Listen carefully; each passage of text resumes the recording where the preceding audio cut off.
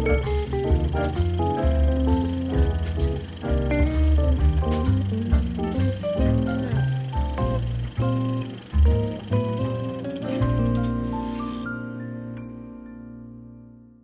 vamos lá, atenção, gravando. Olá, o Tela Aberta está no ar, trazendo o fantástico universo da produção audiovisual. O tema de hoje é o multiculturalismo e a gente conversa com o Juliano Basso, que está na Chapada dos Veadeiros, em Goiás. Juliano, seja muito bem-vindo ao nosso Tela Aberta. Obrigado. Juliano é produtor cultural, fundador da Casa de Cultura Cavaleiro de Jorge e, desde 1997, realiza projetos como Encontro de Culturas Tradicionais da Chapada dos Veadeiros, Aldeia Multiétnica e muitos outros. Juliano, o que é multiculturalismo? O multiculturalismo, bom, já a palavra, né, são várias culturas, né? O Brasil é um país multicultural pela diversidade de culturas diferentes. Quando aqui aportaram os colonizadores, encontraram já muitos povos com suas culturas, um diálogo difícil no começo, difícil assim para não dizer que foi impossível, né? E houve toda essa o que é a história do Brasil, né? Que foi esse choque, né, que os colonizadores, com sua visão de mundo, impuseram sobre o país. Mas, na resistência indígena, nesses mais de 500 anos, ainda a gente tem vários povos que falam várias línguas diferentes, que são de vários troncos linguísticos e ainda exercem seu pensamento, seu modo de vida sobre o mundo e estão aqui, conseguiram conquistar territórios, ainda estão na luta até hoje. Então, a gente é um país que também trouxe migrantes de vários lugares, para também teve toda essa parte africana que trouxe pessoas escravizadas. E hoje a gente vive essa mistura da nossa história nesse multiculturalismo que precisa está se tentando se equilibrar nessas lutas, né? Juliano, no final dos anos 90, em Alto Paraíso, no Goiás, você criou, junto com a comunidade local, a Casa de Cultura Cavaleiro de Jorge. Em 2001, começou a realizar o Encontro de Culturas. Qual a importância de mostrar ao mundo as várias culturas tradicionais da Chapada dos Veadeiros? A gente tem uma riqueza de a gente chama o patrimônio imaterial, né, brasileiro. Isso.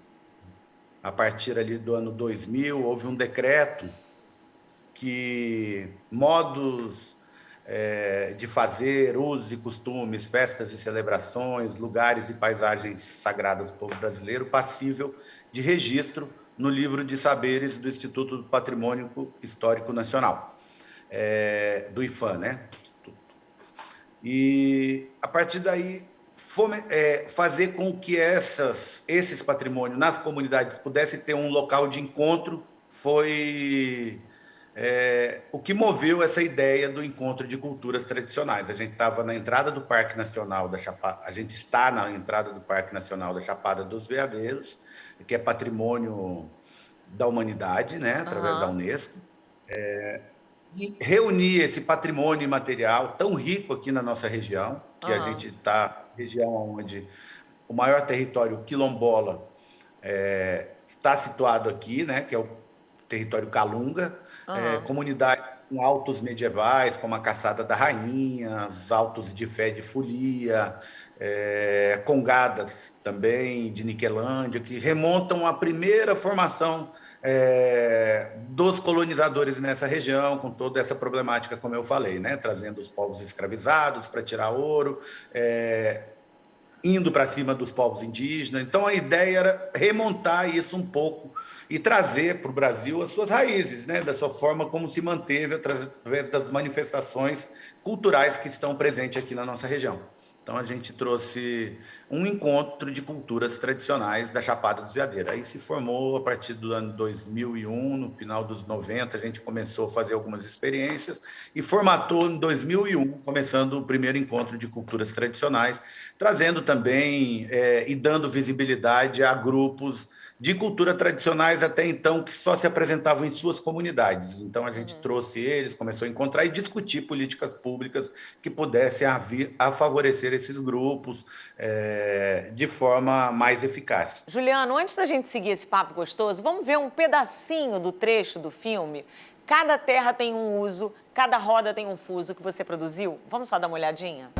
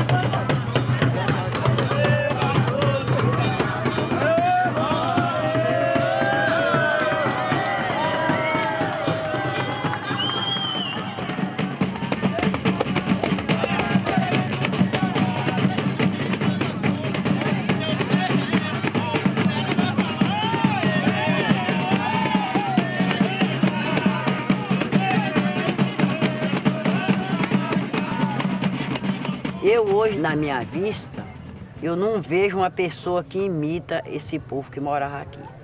Então já está acabando esses descendentes. Era povo bem negro, forte, fala diferente, que hoje não tem mais. Já entrando outro sangue diferente, mudou. Porque era um povo que hoje não tem mais ninguém desse jeito. Nem que fala assim. Eles falavam aquela fala forte, assim, embaraçada, que ninguém nem bem entendia, mas era diferente de hoje. Então, dizendo que eles eram dos negros antigos que ficou por aqui.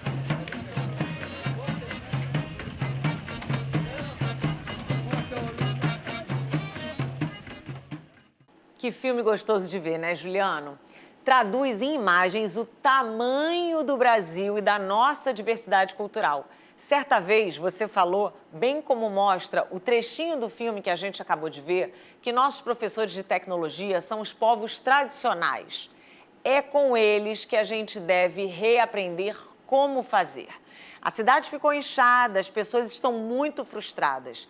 É preciso reconectar para cá, puxar para o rural, repensar o modelo de cidade.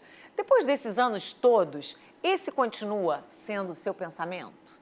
Continua, a gente sempre vai amadurecendo, né, e vendo as coisas acontecendo, principalmente a cidade onde a qualidade de vida, muitas vezes, para grande parte da população é precária. Mas todos querem participar do progresso, né, das melhorias da qualidade de vida. Mas no universo rural, a gente tem um contato com a natureza muito mais presente, né? A gente pode estar tocando algumas coisas que eu acho que faz para a saúde mental, vide a pandemia, né, como exemplo agora, que as pessoas ficaram enclausuradas nas cidades e depois houve toda uma vontade de sair para o campo, para a natureza. Eu acho que essa necessidade nos ajuda muito para a saúde mental, para uma qualidade de vida mais saudável, não só mental, mas para todos, né? A gente precisa repensar os processos de cidade.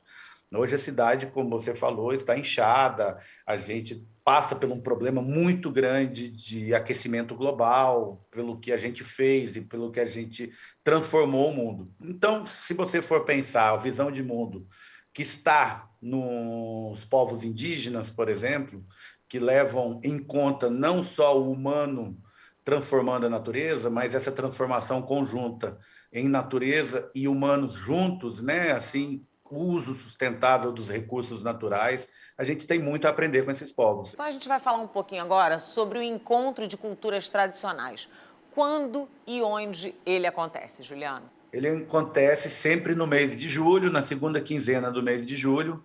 Ele acontece na entrada do Parque Nacional da Chapada dos Veadeiros, no povoado de São Jorge. São Jorge é um pequeno povoado, que é um povoado mais famoso do estado de Goiás, por estar na entrada do Parque Nacional e também por acontecer um encontro de culturas tradicionais já há 23 anos. Ele acontece todo mês de julho, na segunda quinzena do mês de julho. Você também realiza a Aldeia Multiétnica. O que é esse projeto? A Aldeia Multiétnica, ela começou dentro do próprio encontro de culturas tradicionais de Chapada do Veadeiro. Desde a primeira edição, a gente sempre teve uma preocupação de contemplar os povos indígenas e trazer um pouco da sua cultura, do seu pensamento e a possibilidade da sociedade que tem tanta dificuldade de conhecer um pouco mais sobre os povos indígenas.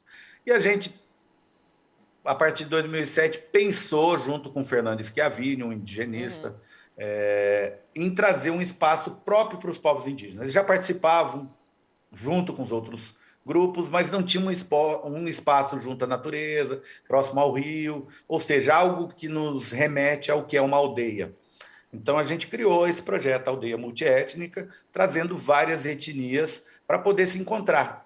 Outro também que não tinha muito essa possibilidade de encontro entre diferentes etnias, que falam diferentes línguas e praticam diferentes culturas, porque os povos indígenas são muito diversos e em visão de mundo, em formas de fazer a vida. Aqui no Brasil a gente conhece pouco, né? Se você perguntar para alguém, algumas etnias vão dizer, não vão saber dizer muitas, e a gente tem 300, mais de 300 etnias.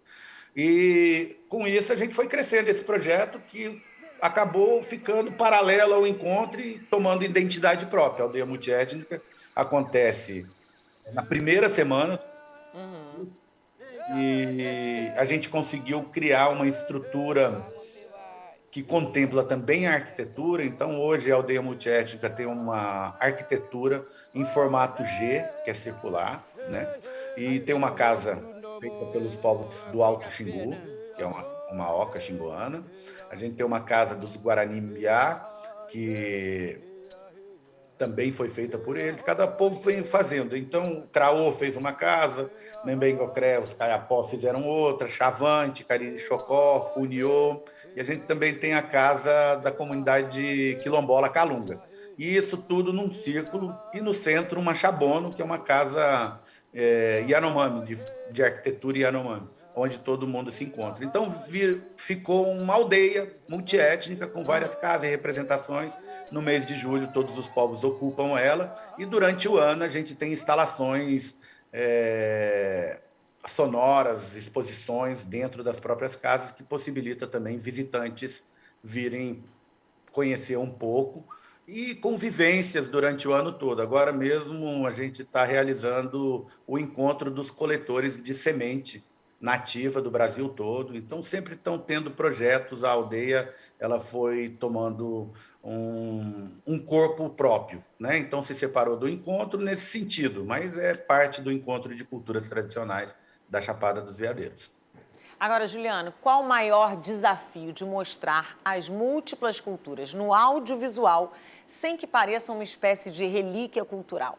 Eu acho que as pessoas podem ver, às vezes, querendo ou não, uma forma de relíquia, mas não, isso é vivo, né? Estamos vivendo isso. Os povos indígenas estão junto com a gente o tempo todo, contemporaneamente, né? Eles não é uma coisa, isso é antigo, é um pensamento que ficou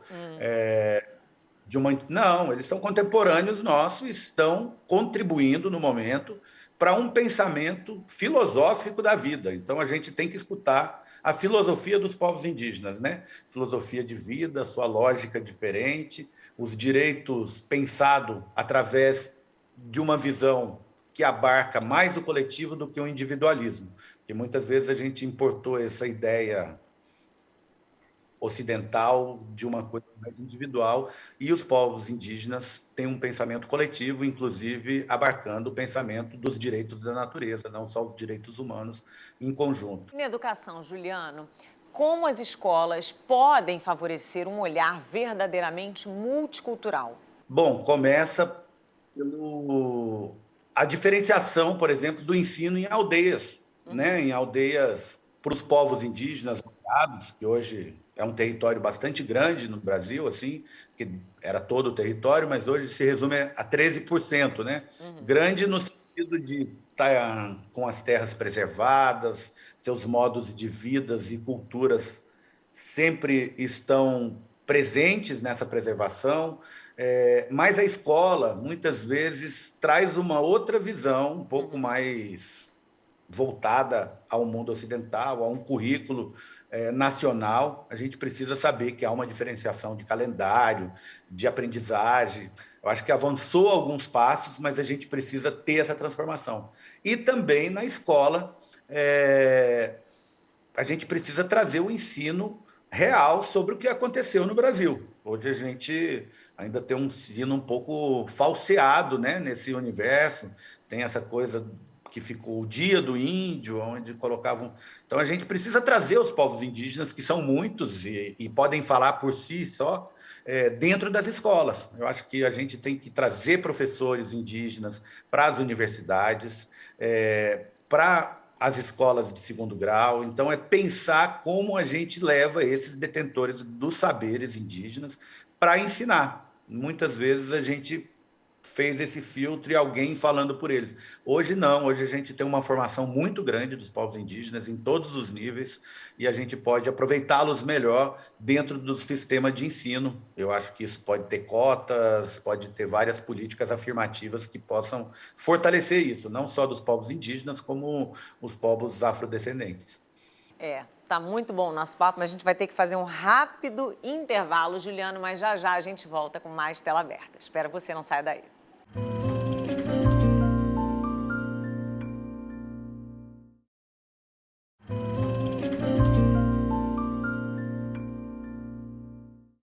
O Tela Aberta está de volta com o produtor multicultural Juliano Basso, que é o nosso entrevistado de hoje. E a gente volta vendo um pouquinho do documentário Tempo de Guarupi, de 2014. O filme é uma realização da Casa de Cultura Cavaleiro de Jorge, da Associação Yalapiti e da Fundação Darcy Ribeiro. Vamos ver?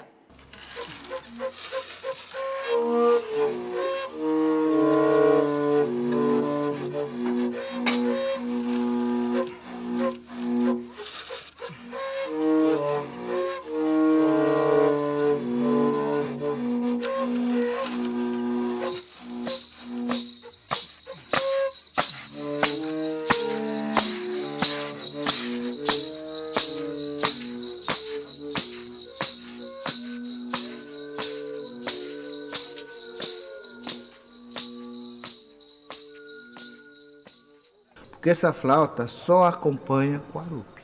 Ele não é tocado em qualquer época, não.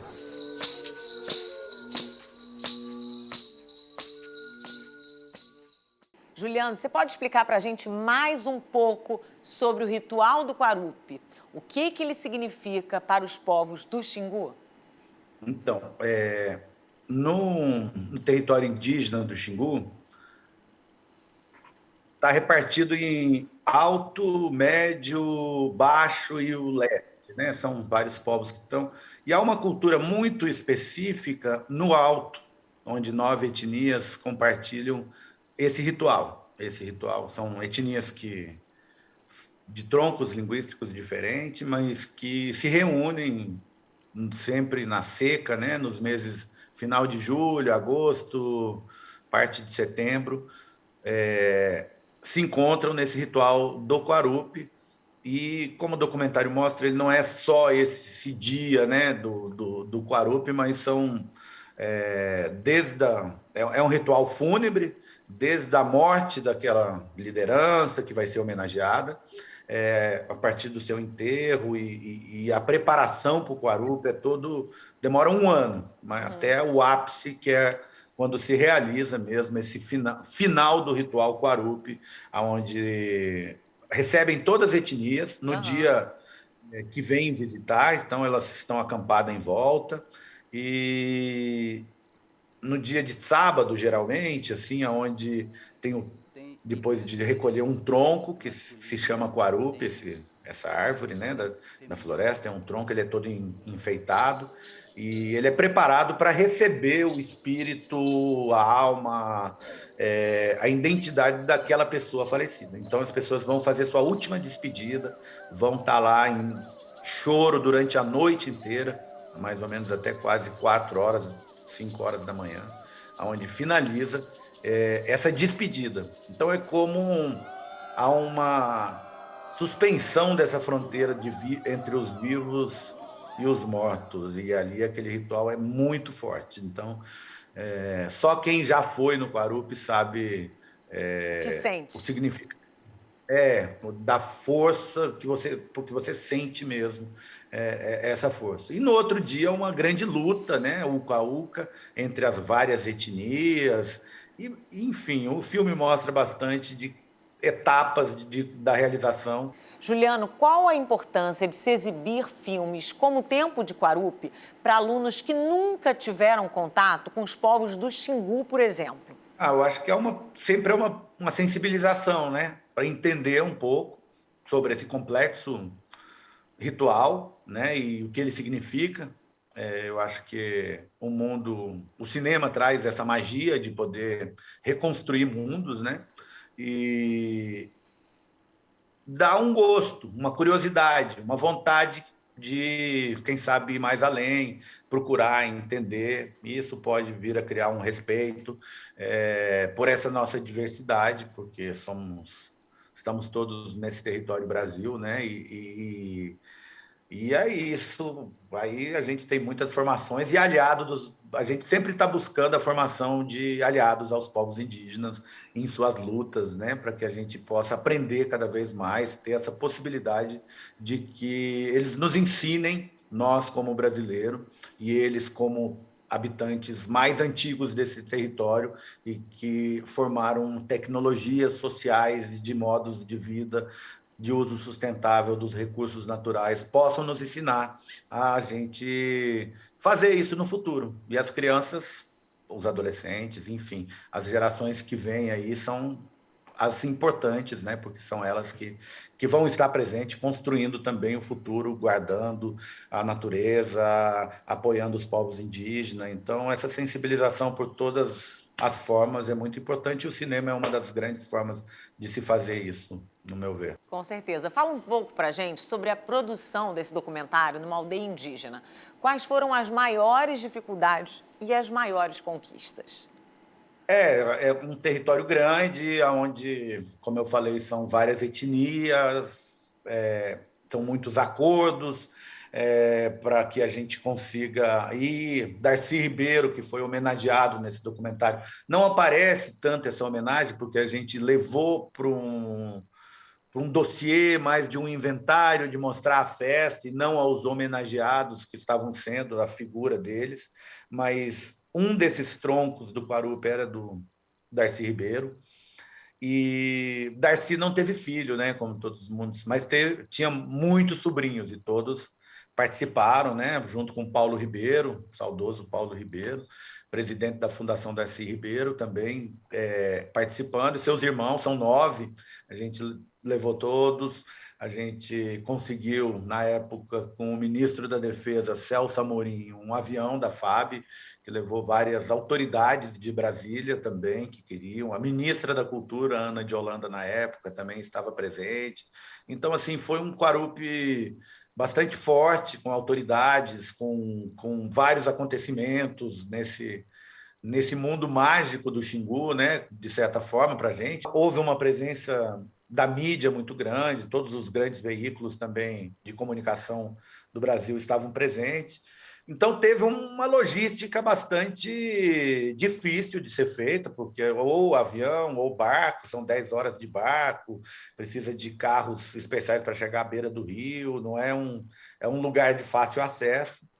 Mas a gente venceu todas elas e foi uma experiência muito positiva. Eu creio que tudo isso foi feito junto com a Associação Auapá, que é do povo Iuelapiti, que é um desses povos, desses 9 povos que está no Alto Xingu, E com um saudoso que faleceu agora, Cacique Eritana, que nos apoiou muito e ajudou que tudo isso fosse possível. Tem uma frase bem bacana, Juliano, que é: eu falo para o mundo quando falo da minha aldeia. É esse o poder do multiculturalismo, mostrar as diferenças entre as culturas para reforçar aquilo que elas têm de semelhante? Eu acho que, de certa forma, tem esse poder, né, de você estar no seu território e poder falar sobre ele, e o cinema é um instrumento muito bom. Hoje, a internet, né, possibilita essa visão de diferentes lugares e diferentes formas tão diversas.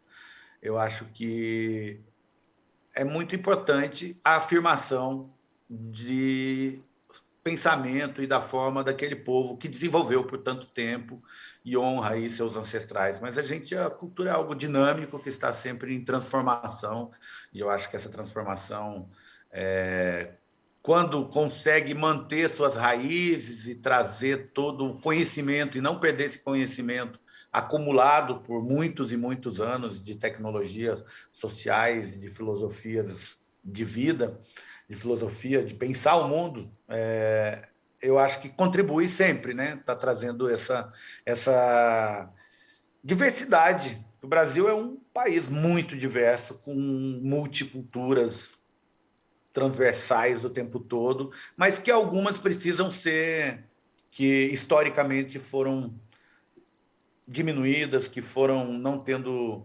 espaço, precisam ser afirmativas, né? As políticas precisam ser afirmativas para que elas possam contribuir mais para o país. Juliano, Darcy Ribeiro foi fundamental para a cultura e a educação do país e do Rio de Janeiro em particular. Você pode falar para a gente um pouco sobre a sua relação com esse pensador tão importante?